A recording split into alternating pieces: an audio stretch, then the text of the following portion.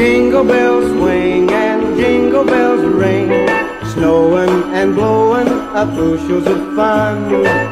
Now the jingle hop has begun. Ja, bare start. Hvad skal jeg sige? En gang. Jeg tror ikke. Er det i gang? Er det i gang? Er I klar? Yes. Hey, og velkommen til H.C. Ø's Druk julekalender. Hey, man. Min bare. Første afsnit, december. Skål!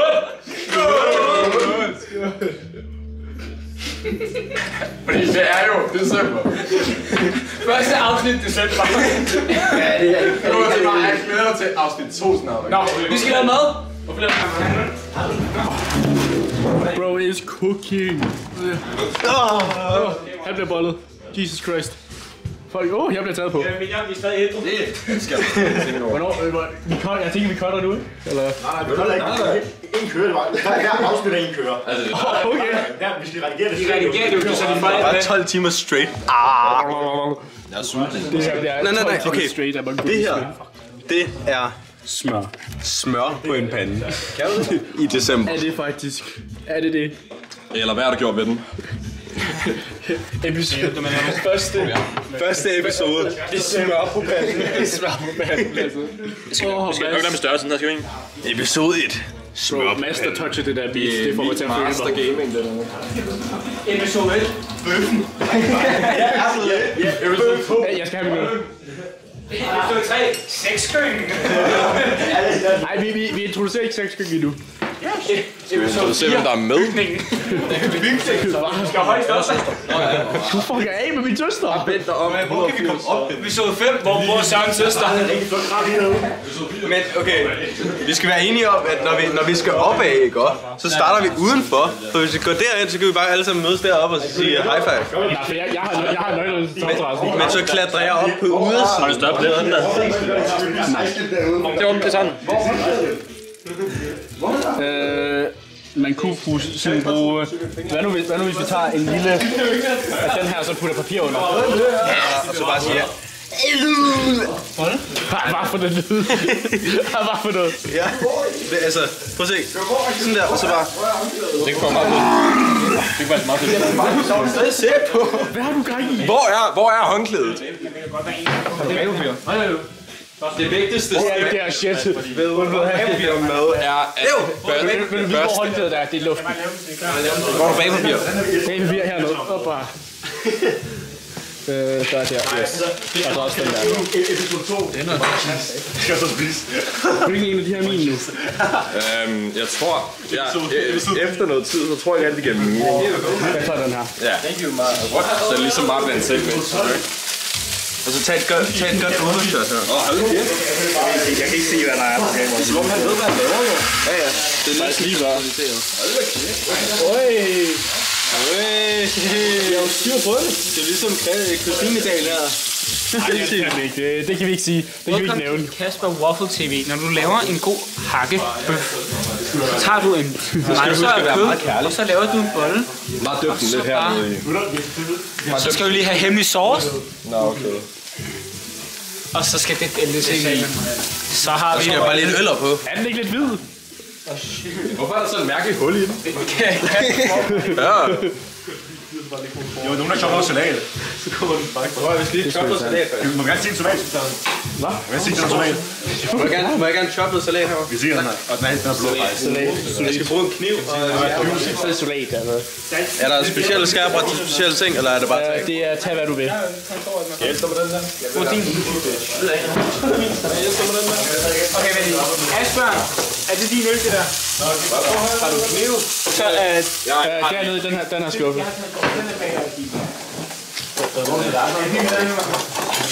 Jeg er også det med en. Du tog kineserkniven. så er noget din. Den ligner. Har du blevet tallerkener? Tallerkener, de er derovre i den der. Har du så tallerkenen? Skal du se et Ja, det er hjemmelavet tomat. Det er sådan Skal du se et lifehack? At man gør sådan her, ikke? Nej, det er min mor. Man gør sådan her, Nu er det heller ikke ikke? italiener. Og så siger man 3, 2, 1. Løn fra hinanden! Og så gør man sådan her. Buenos Så river tricks. den bare midten ud. Og så skal man bare hakke. Giv mig halvdelen. Altså, vis mig dine chopping skills. Vandlig let, bror. Vandlig let. Vi skal lige... Vis mig din kolumbianske side.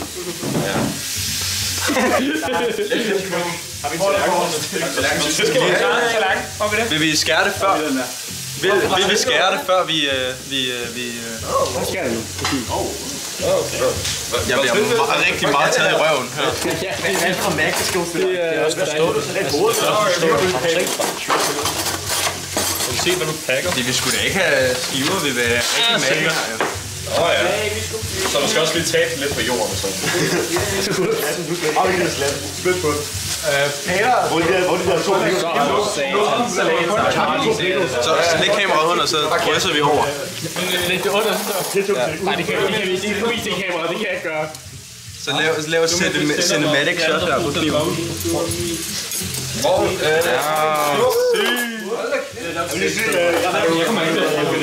Lad os se, hvordan gjorde det. Over kødet. Smukt billede. Ej, nej. Det skal jeg ikke. En for en, mand. Værsgo. Nu har du ikke øl til resten af den halve time. Det er det, jeg mener dag. Fuck. Nej, hele dagen har jeg ikke blevet øl. Episode 1. December. Læg det heroppe. Han lavede fucking skrådstræk med episode 1.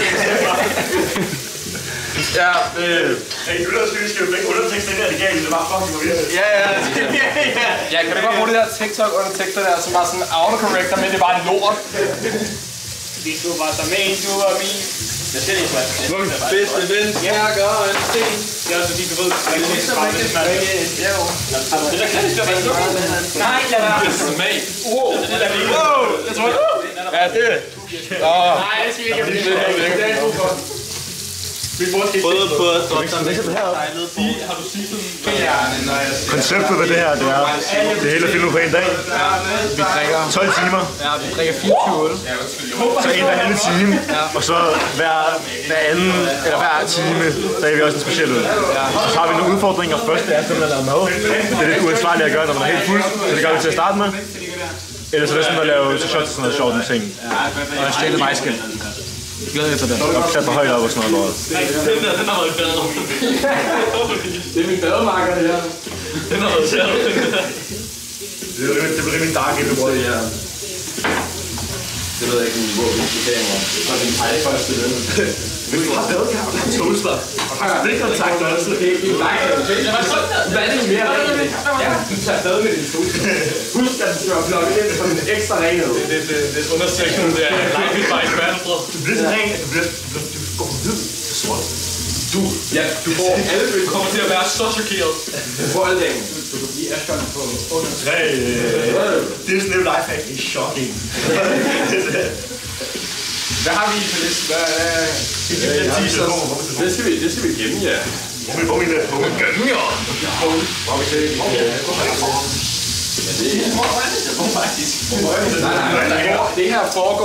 Det her foregår jo over 24 dage.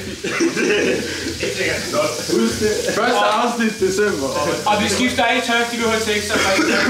Det var ikke et bad, jo. Det er altid mørkt udenfor, fordi det er vintermåneder. Og det ved alle. Vi har tekster, vi giver Det er mørkt. Det er december, derfor er det så mørkt. Og der er ikke noget snebil i december. Det er selvfølgelig optaget den 1. december. Ja, det er optaget den 1. december. Og i morgen optager vi andet afsnit. Vi er nisser. Vi kender dig. Nisser. Vi er julemanden, der arbejder. Jeg tror ikke, man må sige det endnu længere. Det skal jo det bedste. Ja, det er kamera, kan jeg vaske det der. Og vi biber det bare ud. Jeg håber, man ved, at vi optager hele tiden. Vi burde have sådan en... Men... Vi burde have sådan en lille til hver gang, nogen siger det ord. Bare sådan et eller andet. Jeg ved det godt. I stedet for en flip, så er det en, der siger endnu hen over den her gate, så er Lad os sætte det af.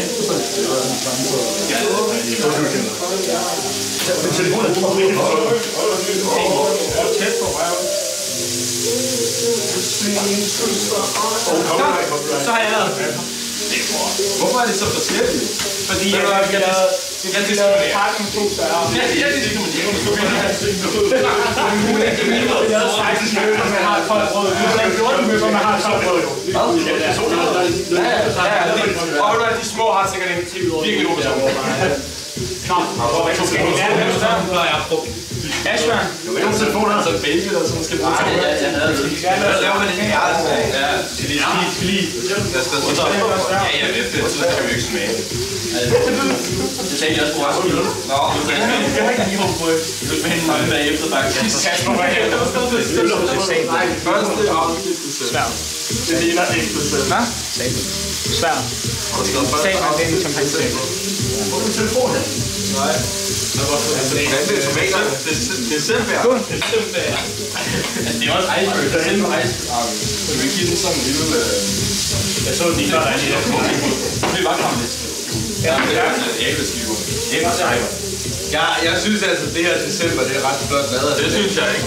Det er pænt tegning. Har du set, det B ligner det E. Ej, det gør det simpelthen ikke. Jo, det er en tomater der.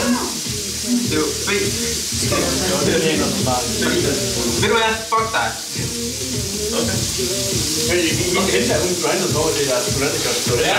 Det er fucking snyd. Nu er det fucking snyd. Det var lidt værre, hvis du var lille, så er du ikke med i dag. Han det ved godt, så er der død. Og så ved du, hvad der sker til noget fiskpeng. Vi skal lige over og se på Sørens søster. Skal jeg have mere salat, eller? Vi skal lige have et billede af Sørens søster. Du fucker... Nej, det skal vi ikke. Sørens søster? Vi skal ikke have et billede af Skal vi lige fange Sørens søster? Det skal ikke være med i videoen. Det behøver han ikke tænke over. Vi skal bare lige over det. Vi fanger lige Sørens søster. Nej. Hey, hvor hun er. Damn.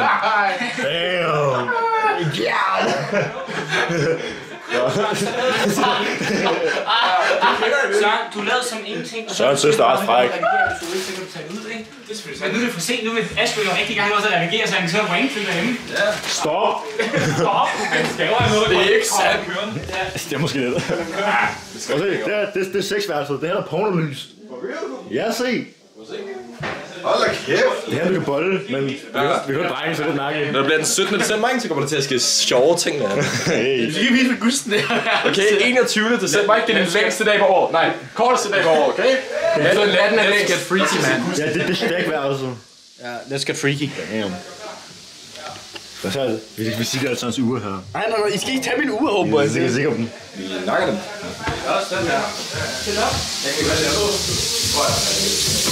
Er det 6 stykker derovre? Så er der 6 stykker, mand. Kig det der. Ja, og så... Nej, din fødder skal sidde op. Og så knæene rundt om på den her side. Anden vej rundt. Din knæ ud og igennem her. Og så armene... Og Peter, han får show, mand. Han får fandme show. Hold da op, hva'? Ej, hvor er det frækt. Hold da helt op. Altså, hvis man ikke bliver... Hvis man ikke...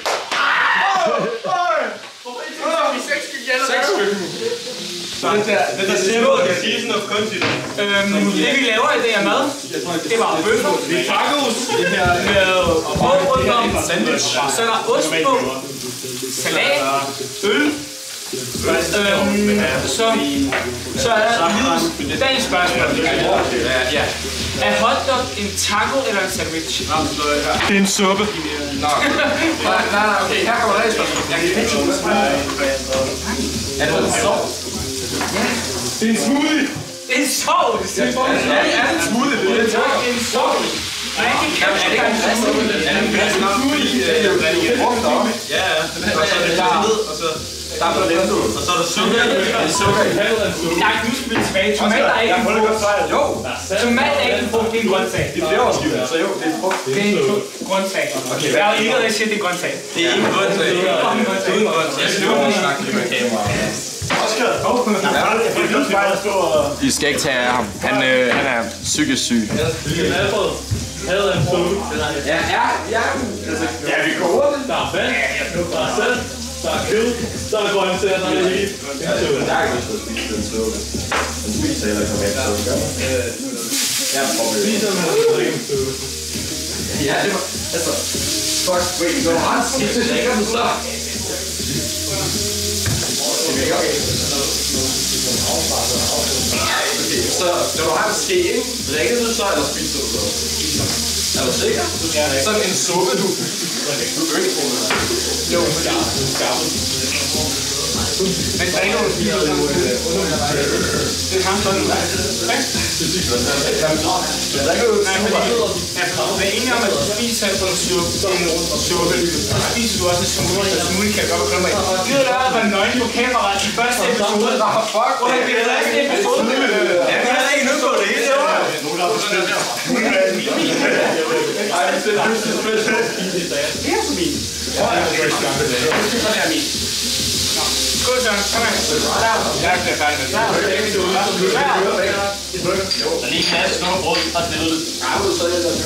Ja, det er ikke noget, der er han går over brød.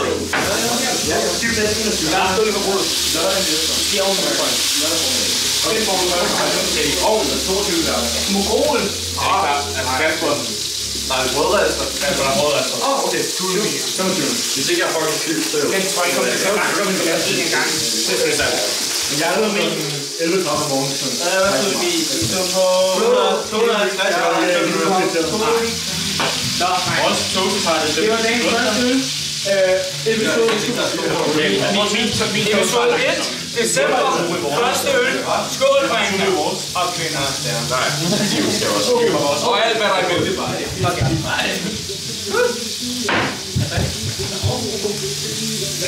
Episode 1.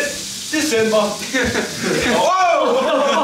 Det er på kameraet. Nej, hvor skal der være bare bløde der. Jeg håber, jeg kan finde ud af bløde. Nej, vi klipper det bare ud. Jeg kan gøre det. Det kan jeg godt. Ej, det er jo det der, det ligner det. Godt! Det er der skal vi få copyright claim, det gør vi ikke. Lille update på, hvordan det går med maden. Det her. Det er cold chips, babeskir, og så en lille gryde. Det er rigtig smidt og flad ud. Der er en eller anden, der kommer til at tage kamera ind på toilettet og vise en pæk, okay? Det kommer til at ske. Okay.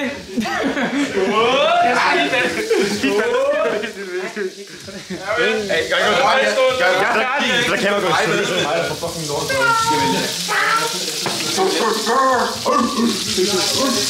Jeg siger bare, altså ham her, han kan ikke øl. Men han siger faktisk en god nok. Hvad rater vi? Cirka. Ja! 3 ud af 10. 3 ud af 10. Men i forhold til andre øl. Sådan en god solid 8 eller sådan noget. Okay. Jamen, vi kommer tilbage til dig. Så vi skal slet alt. Okay.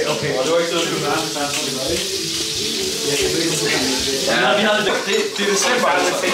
Næste dag. Vi starter tidligt. Det er ikke snak om 2. december endnu. Nå ja, altså jeg skal fungere. Vi skal, altså I er godt klar over, hver gang det her, det er jo dag 1. Så spiser vi mad. Vi er færdige med at spise. Det var dag 1. Dag 2 åbner vi en ny øl, og en speciel øl skal vi også smage til på dag 2. Jeg har ikke en ekstra øl. Vi har speciel øl, så må vi bare lade være med at have ekstra. Jeg har en speciel øl, bror. Jeg er bare ikke sådan en ekstra. Ja, men I har kun 24. Det er så der 8. Og det er special. Ja, det er lige meget. Ja. Okay, men det er lige meget. Vi skal lige have en speciel øl. Så vi åbner bare en til, som I kan få. Vi har altid sagt for. 24 normalt. Asger, vi må tage altid tage for. Vi har nok special. Så overlever måske. Vi har ikke special. Vi er selvfølgelig på 12 timer stadig.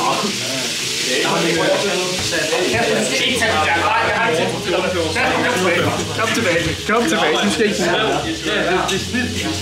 Det er okay, Kat. Nej, jeg skal det med det.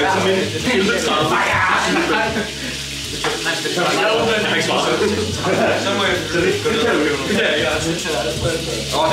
Alfred, du må lige løbe ned og købe 12 øl til dig og 12 øl til ham. Nej, det er jo sige, vi har nede. Vi bliver bare nødt til at dele med hinanden. Nå, Asger, skal vi gå og vælge hvilken specielle vi skal på det? Nej, vi må ikke begynde på det nu, Kasper. Nej, rigtigt. Jo, nej, det 2, det må være mens du... 1 må være mens du spiser. Det var bare ud. Der er rigtig meget, der kan ud, fordi vi hejler og ser endnu af. Det var tekniske difficulties. Det går nok. Vi var mongoler. Det er det, vi prøver at sige. Vi var mongoler. Lov til at se mig, mens Asger han popper den herude til mig. Mange tak, Asger. Mads, vink lige til kameraet. Det er ham, der laver mad. Fuck ham. Det er ham, der laver mad. Han kukker. Bro, igen. Det er derfor, vi ikke har en halv time, bro.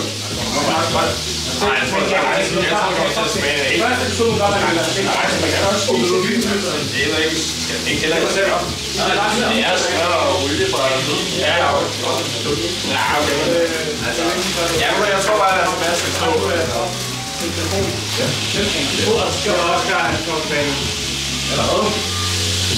Tryk på nøglen. Nej, forklare præmissen med øl. Nå, vi skal lige finde ud af, hvad vi tænker, vi har den udfordring med to. Hvor mange? Som brøller.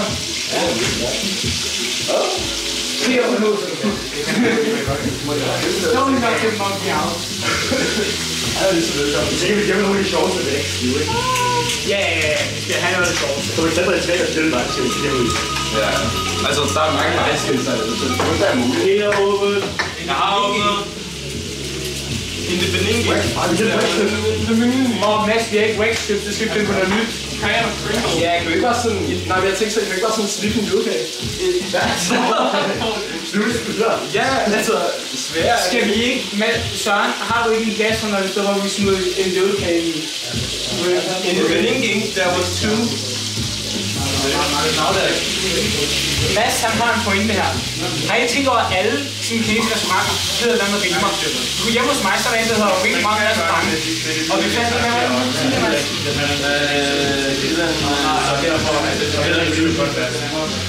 er et eller andet, der rimer på sushi. Sushi. Nugi sushi. Sushi. Sushi bushi sushi. Sushi bushi sushi. Det der er det bedste som nu. Sushi sushi. I'm a fuck your lady. Oscar, han er vores ene sorte ven, så vi ikke er racister. Han er ikke sorte, men det er det, han inviterer.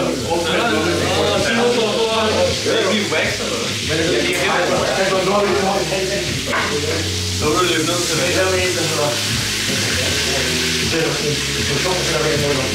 Du kan bare med det. Ja, så laver du bare nogle format. Men så kort den løb, så kan se noget. God morgen, fordi så jeg har sådan en lille... Yes, vi kommer tilbage, når maden er færdig. Der går lidt noget tid, når maden er færdig, så kommer vi tilbage.